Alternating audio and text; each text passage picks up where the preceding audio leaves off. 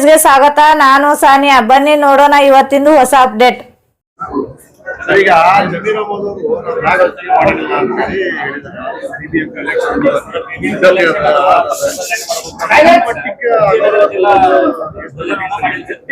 ನೋಡಿ, ಜಮೀರ್ ಅಹಮದ್ ಖಾನ್ ಉದ್ದೇಶಪೂರ್ವಕವಾಗಿ ವಂದೇ ಮಾತರಂ ಗೀತೆಯನ್ನು ಹಾಡಬೇಕಾಗ್ತದೆ.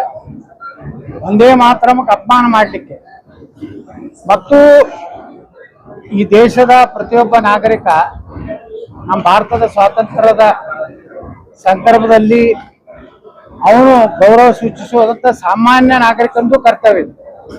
ಒಬ್ಬ ಕರ್ನಾಟಕ ವಿಧಾನಸಭೆಯ ಶಾಸಕನಾಗಿ ಸಚಿವನಾಗಿ ಭಾರತದ ಸಂವಿಧಾನದ ಅಡಿಯಲ್ಲಿ ಕೆಲಸ ಮಾಡುವಂತ ಒಬ್ಬ ಸಚಿವ ಇವತ್ತು ತಕ್ಷಣ ನಾನು ಧ್ವಜಾರೋಹಣ ಮಾಡುವುದಿಲ್ಲ, ನಾನು ವಂದೇ ಮಾತರಂ ಹಾಡುವುದಿಲ್ಲ ಅನ್ನೋಂಥ ಉದ್ದೇಶದಿಂದ ಒಬ್ಬ ಮತಾಂಧ ವ್ಯಕ್ತಿ ಅನ್ನುವಂಥದ್ದು ಪ್ರೂವ್ ಆಗಿದೆ. ಅದಕ್ಕೆ ಡಿ.ಕೆ. ಶಿವಕುಮಾರ್ ಅವ್ರಿಗೆ ಏನಾದರೂ ಈ ದೇಶದ ಸಂವಿಧಾನ ಮತ್ತು ಈ ದೇಶದ ರಾಷ್ಟ್ರಧ್ವಜ ರಾಷ್ಟ್ರಗೀತೆ ಬಗ್ಗೆ ಗೌರವ ಇದ್ರೆ ತಕ್ಷಣ ಸಚಿವ ಸಂಪುಟದಿಂದ ವಜಾ ಮಾಡಬೇಕು.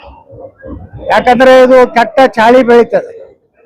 ಯಾಕಂದ್ರೆ ಅವರು ಲೋಕಸಭೆಯಲ್ಲಿ ಸಹ ಕೆಲವೊಂದು ಮಂದಿ ನಾವು ವಂದೇ ಮಾತರಂ ಹಾಡೋದಿಲ್ಲ ತಾರೆ. ಮತ್ತೆ ಯಾರು ವಂದೇ ಮಾತರಂ ಹಾಡುವುದಿಲ್ಲ, ಯಾರು ರಾಷ್ಟ್ರಕ್ಕೆ ಧ್ವಜಕ್ಕೆ ಗೌರವ ಕೊಡುವುದಿಲ್ಲ, ಅವರ ಶಾಸಕ ಸ್ಥಾನ ಮಂತ್ರಿ ಸ್ಥಾನದಿಂದ ವಜಾ ಮಾಡಬೇಕು. ಸಂವಿಧಾನದಲ್ಲಿ ಒಂದು ಬದಲಾವಣೆ ತರಬೇಕು.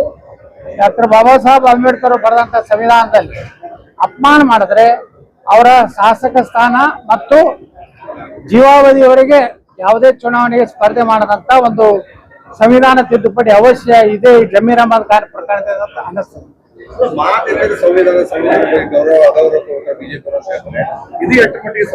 ನೋಡಿ, ರಾಹುಲ್ ಗಾಂಧಿ ಮೊನ್ನೆ ಒಂದು ವಿಡಿಯೋ ನೋಡಿದೆ, ಕ್ಲಿಪ್. ಅದರಲ್ಲಿ ಭಾರತ ಸಂವಿಧಾನ ಪುಸ್ತಕ ನೆಲದ ಮೇಲೆ ಒಗೆದು ಅಪಮಾನ ಮಾಡದಂತವ್ರು, ಅಂಬೇಡ್ಕರ್ ಅವ್ರನ್ನ ಲೋಕಸಭಾ ಚುನಾವಣೆ ಸೋಲಿಸಿದಂಥವ್ರು, ಅಂಬೇಡ್ಕರ್ ಅವರ ಫೋಟೋ ಸಹಿತ ಪಾರ್ಲಿಮೆಂಟ್ ನಲ್ಲಿ ಹಾಕದಂತವ್ರು, ಇವರು ಬಿಜೆಪಿಗಾಗಲಿ ಉಳಿದ ರಾಜಕೀಯ ಪಕ್ಷಗಳಿಗೆ ಪಾಠ ಕಲಿಸುವ ಅವಶ್ಯಕತೆ ಇಲ್ಲ. ಸಂವಿಧಾನ ನಿಜವಾಗಿನೂ ಪೂರ್ಣ ಪ್ರಮಾಣದ ಈ ದೇಶದಲ್ಲಿ ಎಲ್ಲಾ ರಾಜ್ಯದ ಭಾರತದ ಕಟ್ಟ ಕಡೆ ಸೀಮೆಯವರೆಗೆ ಏನಾದರೂ ಸಂವಿಧಾನ ಇವತ್ತು ಜಾರಿಯಾಗಿದ್ರೆ ಅದು ನರೇಂದ್ರ ಮೋದಿ ಅವರಿಂದ. ಯಾಕಂದ್ರೆ ಜಮ್ಮು ಕಾಶ್ಮೀರದಲ್ಲಿ ಭಾರತ ಸಂವಿಧಾನ ಇರಲಿಲ್ಲ. ಅಲ್ಲಿ ಆರ್ಟಿಕಲ್ 370 ಪ್ರಕಾರ ಭಾರತದ ಸಂವಿಧಾನದ ಯಾವುದೇ ಕಾನೂನುಗಳು ಅಲ್ಲಿ ಜಾರಿ ಮಾಡಲಿಕ್ಕೆ ಪಾರ್ಲಿಮೆಂಟಿಗೆ ಅವಕಾಶ ಇರಲಿಲ್ಲ ಮತ್ತು ರಿಸರ್ವೇಶನ್ ಇರಲಿಲ್ಲ. ಜಮ್ಮು ಕಾಶ್ಮೀರದಲ್ಲಿ ಪರಿಶಿಷ್ಟ ಜಾತಿ ಪರಿಶಿಷ್ಟ ಪಂಗಡದವರು ಕೇವಲ ಪೌರ ಕಾರ್ಮಿಕರಾಗುವಂತ ಅವಕಾಶ ಇತ್ತು.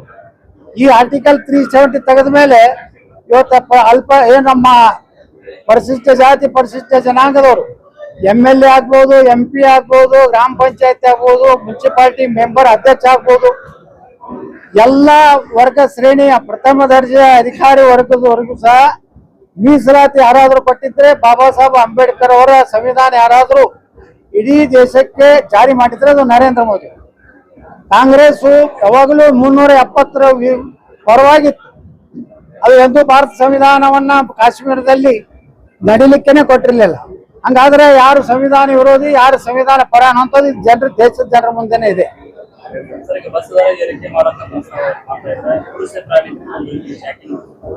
ನೋಡಿ, ಇದು ಏನು ಅರ್ಥನೇ ಇಲ್ಲ.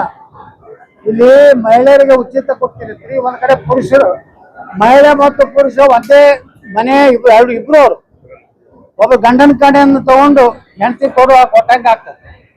ಯಾಕಂದ್ರೆ ನಿಮಗೆ ಆಗಲಿಲ್ಲ ಅಂದ್ರೆ ಲಾಸ್ ಆಗ್ತಿತ್ತಂದ್ರೆ ನೀವೇನು ಉಚಿತ ಕೊಟ್ಟಿರಿ ಅದು ಪರಿಶೀಲನೆ ಮಾಡಿ.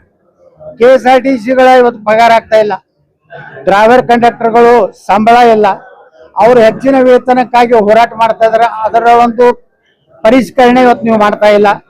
ನೋಡ್ರಿ, ಎಂತಿಂತ ನಿನ್ನೆ ನಾನು ಅಂಗವಿಕಲರು ಬುದ್ಧಿಮಾಂತರ ಒಂದು ಕಟ್ಟಡ ಭೂಮಿ ಪೂಜೆಗೆ ಹೋದಾಗ ಬರೀ 1400 ರೂಪಾಯಿ, 1400 ರೂಪಾಯಿ ಸಹಿತ ಅಂಗವಿಕಲರಿಗೆ ಕೊಡ್ಲಿಕ್ಕೆ ದುಡ್ಡಿಲ್ಲ ಸರ್ಕಾರದಲ್ಲಿ.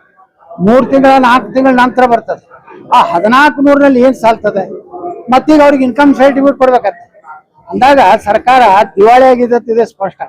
ಸರ್ ಈಗ ಈ ಗುಟ್ಕಾ ಬ್ಯಾನ್ ಮಾಡ್ತೀನಿ ಅಂತ ಹೇಳಿ ಸಿಎಂ ಅವರು ಪದೇ ಹೇಳ್ತಾ ಇದ್ದಾರೆ. ಏನಾದ್ರು ಕಿಕ್ ಬ್ಯಾಕ್ ಈಗ ಅಥವಾ ಏನು ನಿಜವಾಗ್ಲೂ ಬಂದ್ ಮಾಡಿ ಈ ಗುಟ್ಕಾ ಆರೋಗ್ಯ ಮಂತ್ರಿಗಳು ಹೇಳ್ಯಾರ ಬ್ಯಾನ್ ಮಾಡಿ ಹೋಗ್ತಾರೆ, ಮುಖ್ಯಮಂತ್ರಿ ಸರೋದಾಗ ಹೇಳ್ತಾರ ನಾವು ವಾಪಸ್ ತಗೊಂಡಿವಿ ಅಂತ ತಾಳಿಲ್ಲ ಬೆಳಿಲ್ಲ.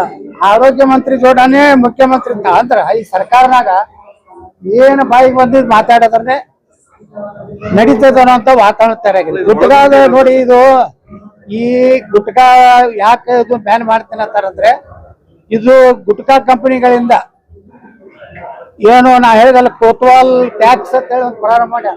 ನಮ್ಮ ಡಿ.ಕೆ. ಶಿವಕುಮಾರ್ ಮುಖ್ಯಮಂತ್ರಿ ಆದ್ಮೇಲೆ ಹಿಂದಕ್ಕೊಬ್ಬ ಗುಡ್ಡ ಇದ್ದ ಬೆಂಗಳೂರಿನ ರಾಮಚಂದ್ರ ಕೋತ್ವಾಲ್, ಅಲ್ಲಿ ಒಂದು ಕಾರ್ ಹೊರಗೆ ನಿಂದ್ರಿಸಿದ್ರೆ ರೋಡ್ ಮ್ಯಾಗ ನಿಂದ್ರಿಸಿದ್ರೆ 4,000 ರೂಪಾಯಿ ಕೊಡ್ಬೇಕಾಗ್ತದೆ. ಮೋಟರ್ ಸೈಕಲ್ ನಿಂದ್ರಿಸಿದ್ರೆ 2,000 ಕೊಡ್ಬೇಕಾಗ್ತದೆ.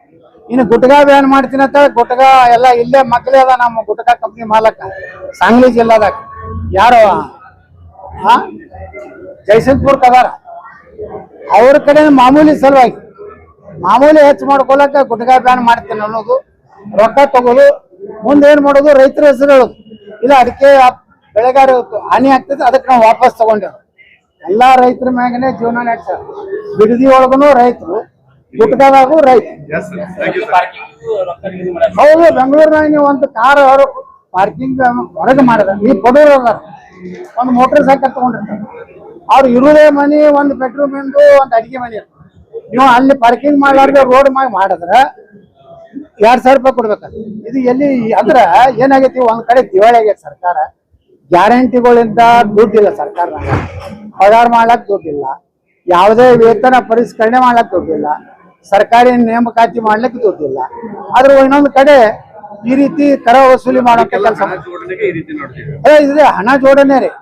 ನೋಡ್ರಿ, ಒಂದ್ ಕಡೆ ಸ್ಟ್ಯಾಂಪ್ ಡ್ಯೂಟಿ ಹೆಚ್ಚು ಮಾಡ್ತೀರಿ, ಒಂದ್ ಕಡೆ ಬಸ್ ದರ ಏರಿಸ್ತೀರಿ, ಒಂದ್ ಕಡೆ ಕರೆಂಟ್ ರೇಟ್ ಏರಿಸ್ತೀರಿ. ನೀವು ಯಾವ್ದು ಏರ್ಸಿಲ್ಲ ಹೇಳ್ರಿ. ಮರಣ ಉತ್ತಾರನೂ ಏರ್ಸಿರಿ, 25 ಇದ್ರು 100 ರೂಪಾಯಿ ಮಾಡಿ. ಸತ್ತವ್ರ ಮ್ಯಾಗನು ಹಾಕ್ಲಾಕತ್ತೀರಿ, ಇದ್ದವ್ರ ಮ್ಯಾಗನು ಹಾಕ್ಲಾಕತ್ತೀರಿ. ನೀವು ಅಂತೂ 1,000 ಕೋಟಿ ರೂಪಾಯಿ ಲೂಟಿ ಮಾಡ್ಲಾಕತ್ತೀರಿ. ಬಡವ್ರಿಗೆ ಹೇಳ್ತೀರಿ ನಾವು ಕಾಕನ ಮನೆಗೆ ಹೋಗ್ಲಕ್ ಫ್ರೀ, ಮಾಮನ ಮನೆಗೆ ಹೋಗ್ಲಕ್ ಫ್ರೀ, ಅಕ್ಕನ ಮನೆಗೆ ಹೋಗ್ಲಕ್ ಫ್ರೀ, ಬನಶಂಕರಿಗೆ ಹೋಗ್ಲಕ್ ಫ್ರೀ ಅಂತ ಇಲ್ಲಿ ಹೇಳ್ತೀರಿ. ಈ ಗಂಡದೇವ್ರು ಏನ್ ಮಾಡ್ಬೇಕು, ಅವ್ರು ಬನಶಂಕರಿಗೆ ಹೋದ್ರೆ ಇವ್ರೇನ್ ಮಾಡ್ಬೇಕು, ಮನ್ಯಾಗ ಕೊಡ್ತಾರೆ ಒಳ್ಳೆ ಮಾಡ್ಬೇಕು. ಅಲ್ರಿ 3 ಕೋಟಿ ಏನ್ ಆಗ್ತೈತು ಅಂತ ರೈತರಿಗೆ ನೀವು ಅವ್ನ ರೈತನ ಜಮೀನು ಇರೋದು 10 ಗಂಟೆ 20 ಗಂಟೆ. ನಮ್ಮಂಗ್ ಉತ್ತರ ಕರ್ನಾಟಕ 20 ಎಕರೆ 40 ಎಕರೆ ಇಲ್ಲ. ಅಲ್ಲಿ ಬಡವರು 10 ಗುಂಟೆಗೆ ಡಿವೈಡೆಡ್ ಬೈ 3 ಕೋಟಿ ಗಂಟೆ ಬರ್ತದ, 40-30 ಲಕ್ಷ ಬರ್ತದ. ಅದ್ರ ಮೇಲೆ ಅವ್ನ ಜೀವನ ಉದ್ದಾರ ಆಗ್ತದ. ಅದಕ್ಕೆ ಬಿಡದಿ ಬಿಟ್ಟು ಮಾಡ್ರಿ. ಚಿತ್ರದುರ್ಗ ಸಾಕಷ್ಟು ಜಮೀನು ಐತಿ, ಎಲ್ಲಿ ನೀರಾವರಿಗೆ ಯೋಗ್ಯಿಲ್ಲ, ಎಲ್ಲಿ ಬೆಳೆ ಬೆಳಿಲಿಕ್ಕೆ ಸಾಧ್ಯ ಇಲ್ಲ, ಎಲ್ಲೇ ರೈತರು ಸ್ವಾವಲಂಬಿಯಾಗಿ ಜೀವನ ಮಾಡ್ಲಿಕ್ಕೆ ಸಾಧ್ಯ ಇಲ್ಲ ಅಂತಲ್ಲಿ ನೀವು ಭೂ ಸ್ವಾಧೀನ ಮಾಡ್ರಿ, ಹೊಸ ನಗರ ನಿರ್ಮಾಣ ಮಾಡಿ. लेटेस्ट न्यूज अपडेट्स के लिए YouTube एक्सप्रेस को सब्सक्राइब कीजिए, साथ में बेल आइकॉन को भी क्लिक कीजिए। साथ ही साथ लाइक, शेयर और कमेंट करना ना भूलिए।